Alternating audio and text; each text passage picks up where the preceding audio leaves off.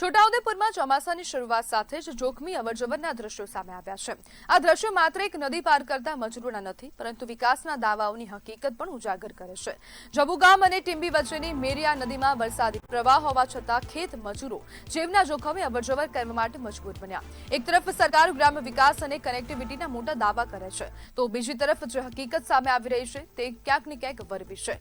લોકો આજે પણ પુલ અને સુરક્ષિત રસ્તા જેવી પાયાની સુવિધાઓ માટે પણ સંઘર્ષ કરી રહ્યા છે।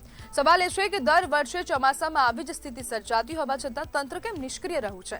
શું કોઈ મોટી દુર્ઘટના બને તેની રાહ જોવાઈ રહી છે? જો પાણીના પ્રવાહમાં કોઈ મજૂર તણાઈ જાય તો તેની જવાબદારી કોણ લેશે? વિકાસના આંકડાઓ અને જાહેરાતો વચ્ચે ગ્રામ્ય વિસ્તારના લોકો હજુ પણ જીવના જોખમે રોજીરોટી કમાવા નીકળે છે, તે ચિંતાજનક હકીકત છે। આ દ્રશ્યો તંત્રને સવાલ કરે છે કે આખરે સુરક્ષિત અવરજવરનો અધિકાર ગ્રામ્ય નાગરિકોને ક્યારે મળશે અને કાયમી ઉકેલ માટે પગલાં ક્યારે ભરવામાં આવશે? જ્યારે ગ્રામ્ય વિકાસની મોટા બણગા ફૂંકવામાં આવતા હોય ત્યારે આવી પ્રકારની ઘટનાઓ બની, આવા પ્રકારના સમાચાર સામે આવવા અથવા તો આવા પ્રકારના જે દ્રશ્યો છે તે સામે આવવા તે ખૂબ ચિંતાજનક સ્થિતિ સામે લાવતા રહે છે। અવારનવાર આવી ઘટનાઓ બનતી રહે છે।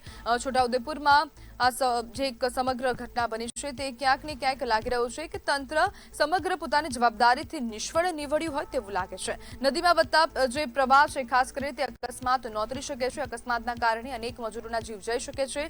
ગ્રામ્ય વિસ્તારોમાં સુરક્ષિત અવરજવરની સુવિધા ક્યારે મળશે અને સુવિધા ક્યાં છે? જ્યારે ગ્રામ્ય વિકાસની વાતો થતી હોય ત્યારે હવે લોકો પાયાની સુવિધા અને મૂળભૂત સુવિધા માટે વલખા મારે તે ખૂબ ચિંતાજનક પરિસ્થિતિ રાજ્ય માટે છે। છોટાઉદેપુરના તમે કોઈ પણ વિસ્તારમાં જશો તો ક્યાંક ને ક્યાંક વિકાસના નામે માત્ર ને માત્ર વાતો થતી હોય તેવું લાગતું હોય છે।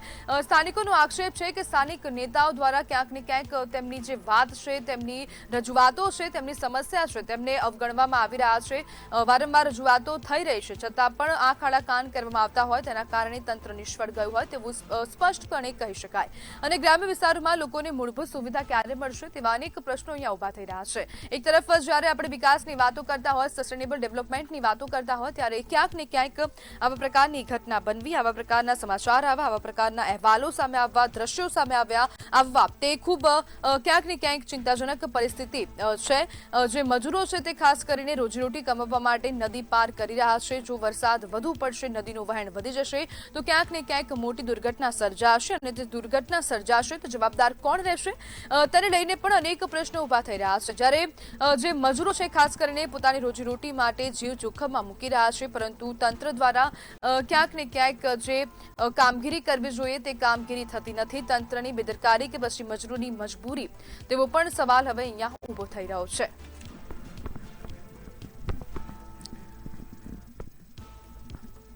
નદીમાં વધતા પ્રવાહથી અકસ્માતની ભીતિ પણ સેવાઈ રહી છે। અવારનવાર આવી ઘટનાઓ બનતી હોય છે, આવા દ્રશ્યો સામે આવતા રહેશે, પરંતુ આપણે કહી શકાય કે તંત્ર નિંદ્રાધીન છે। સ્થાનિક તંત્ર દ્વારા કોઈ કામગીરી કરાતી નથી તેવા પ્રકારના આક્ષેપો સ્થાનિકો દ્વારા કરાતા રહે છે। સામાજિક અગ્રણી પણ વારંવાર આવા પ્રકારના અવાજો ઉઠાવતા રહ્યા છે, આવનારા સમયમાં પણ ઉઠાવતા રહેશે અને છતાં પણ ક્યાંક ને ક્યાંક જે અવાજ, જે મજબૂત અવાજ મળવો જોઈએ અથવા તો વિપક્ષ દ્વારા ક્યાંક ને ક્યાંક જે સ્થાનિક કોંગ્રેસ છે તેમના દ્વારા પણ ક્યાંક ને ક્યાંક અવાજ ઉઠાવવામાં નિષ્ફળતા તેમને મેળવી હોય તેવું લાગી રહ્યું છે। કારણ કે જો અવાજ ઉઠાવવામાં આવતો હોય તો સરકારના કાન સુધી અવાજ કદાચ પહોંચતો નથી અથવા તો અવાજ પહોંચી રહ્યો છે તો પછી સરકાર ગૂંગી પેડી અને આંધળી પણ થઈ ગઈ હોય તેવું સ્પષ્ટપણે લાગી રહ્યું છે। અવારનવાર આવા પ્રકારના સમાચાર સામે આવી રહ્યા છે। લોકો પોતાના જીવ જોખમમાં મૂકીને આવી જોખમી અવરજવર કરવા મજબૂર બનતા હોય છે, પરંતુ નાગરિકો પણ એ જ સવાલ કરી રહ્યા છે કે અમને મૂળભૂત સુવિધા ક્યારે મળશે? જે રોડ, રસ્તા, નગરના સામાન્ય એક વ્યાખ્યા છે કે પાણી મળવું જોઈએ, તેમને ક્યાંક ને ક્યાંક ગટરની સુવિધાઓ પણ મળવી જોઈએ ને રસ્તા મળવા જોઈએ। રસ્તા ત્રણેય વસ્તુ ક્યાંક ને ક્યાંક એક મૂળભૂત સુવિધામાં આવે છે, તેમને પાયાની સુવિધાઓ મળવી જ જોઈએ। આવા પ્રકારની ઘટનાઓ ન બનવી જોઈએ તે ખૂબ શરમજનક ઘટના કહી શકાય સરકાર માટે અને સ્થાનિક તંત્ર માટે। સ્થાનિક તંત્ર શું કરી રહ્યું છે? ત્યાં કોઈ પણ પ્રકારનો કોઝવે બનાવવામાં આવ્યો નથી, લોકોને લાંબુ અંતર ન કાપવું પડે તેના માટે આ શોર્ટકટ વાપરવામાં આવી રહ્યો છે અને તે શોર્ટકટના કારણે જે લોકો છે, મજૂરો છે ખાસ કરીને તે પોતાના જીવ જોખમમાં મૂકી રહ્યા છે આવા પ્રકારની ઘટના ન બનવી જોઈએ, શરમજનક ઘટના છે। તંત્ર આવનારા સમયમાં શું કરે છે તેના પર સૌની નજર રહેશે।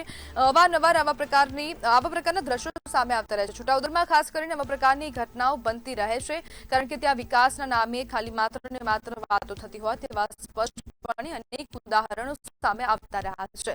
પરંતુ સ્થાનિક નેતા શું કરી રહ્યા છે, સ્થાનિક કોર્પોરેટરો દ્વારા શું કરવામાં આવી રહ્યું છે, જિલ્લા પંચાયત શું કાર્યવાહી કરે છે, તાલુકા પંચાયત શું કાર્યવાહી કરે છે, તેને લઈને સૌ કોઈની નજર રહેશે।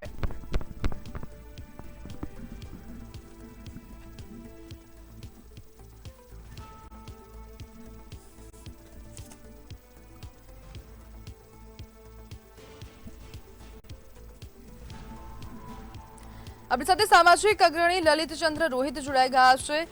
લલિતચંદ્રભાઈ, જીવના જોખમે નદી પાર કરવી પડી રહી છે, શું આ વિકાસ છે?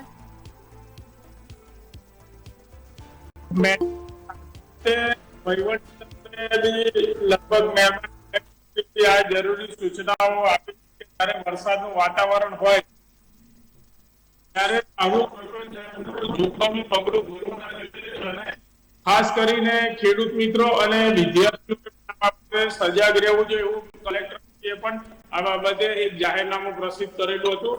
અને છતાં પણ કોઈ કારણોસર અવર જવાનું થાય આ લોકોએ સાવચેતી રાખી અને આ રીતે પસાર કરવો જોઈએ। અને ખાસ વહીવટી તંત્ર પણ વરસાદના કારણે જે રસ્તાઓ ધોવાયા છે અને જે ડાયવર્ઝન ધોવાયા છે એની પણ કામગીરી સવારે જ્યારે આયા ત્યારે કામગીરી ત્યાં ચાલુ હતી। એટલે હાલ વહીવટી તંત્ર આ બાબતે સજાગ છે, એમાં કોઈ પ્રશ્ન નથી। અને જે લોકો અવર જવર કરવાનું છે એ લોકોએ ખાસ પોતાના જીવના જોખમે કોઈ કાળજી સખત રાખી અને પોતાનું જીવનું જોખમ સાચવવું જોઈએ એવું પણ આ તબક્કે અમે જાહેર જનતાને અપીલ કરીએ છીએ।